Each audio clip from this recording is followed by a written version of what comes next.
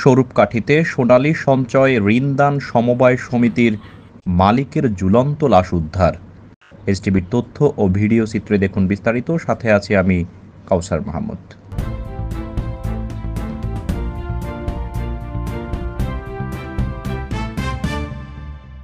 স্বরূপকাঠিতে ৪৫ বছর বয়সী বিধান মিস্ত্রি নামে একজন এনজিও মালিকের গলায় গামছা পেঁচানো লাশ উদ্ধার করেছে পুলিশ। বুধবার ৩টার দিকে মাদ্রা গ্রামে নিজ বাড়ির পাশের একটি আম গাছে ঝুলন্ত লাশ দেখতে পায় এলাকাবাসী। পরে পুলিশ গিয়ে তার লাশ উদ্ধার করে থানায় নিয়ে আসে।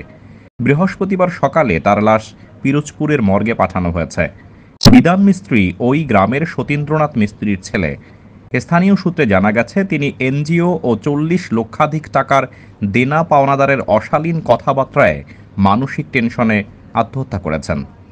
স্থানীয় সূত্রে জানা গেছে, বিধান মিস্ত্রি আরামকাঠি গ্রামের মোহাম্মদ রহমতুল্লাহ নামে এক ব্যক্তির পরিচালিত আরামকাঠি সঞ্চয় ঋণদান সমবায় সমিতিতে ৮ বছর যাবৎ মাঠকর্মী পদে চাকরি করেছিলেন।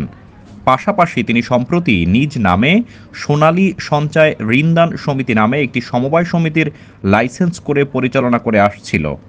এ নিয়ে তিনি মাঝে মধ্যে আরামকাঠির সঞ্চয় ঋণদান সমবায় সমিতির মালিক রহমতুল্লাহর সাথে বিধান মিস্ত্রির বিরোধ চলছিল।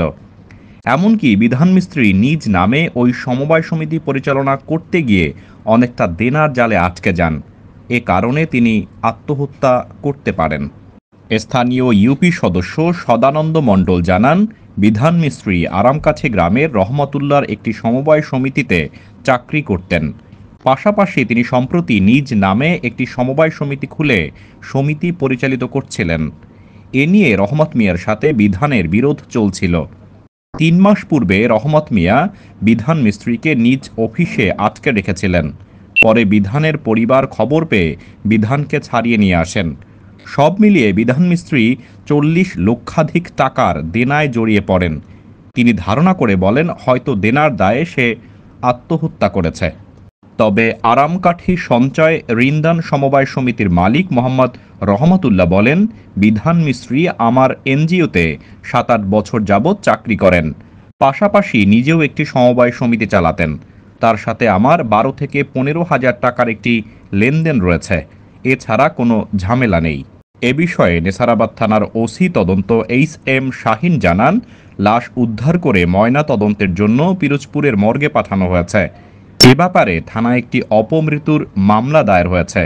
শুনেছি দেনার দায়ে সে আত্মহত্যা করেছে, তবে এ ব্যাপারে তদন্ত চলমান রয়েছে। যে টাকা মানুষে পাবে, হ্যাঁ, তার চিনতে সে পাবে মানুষের কাছে ডাবল টাকা, তার দেওয়া সম্ভব ছিল। মানুষের টেনশনের কারণে, মানুষের অপমান সহ্য করতে না পারিয়া সে এই ডিসিশন নিয়েছে।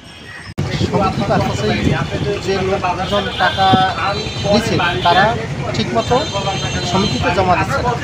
জমা না দেওয়ার কারণে এই মালিক বিধান মিস্ত্রির কাছে তারা চাপ দেয়, যেন আমার টাকা দেন, আমার টাকা দেন। এই চাপ দিতে আর সে কিন্তু আসলে খারাপ বা তার মধ্যে ভেজাল এবং সেই মানুষটি তো কম। এই যে উদ্ভট কথাবার্তা, এগুলো তার মানসিকভাবে সে মানাইয়ে নিতে পারে নাই, আর এগুলো কেউ কাছে শেয়ারও করে নাই।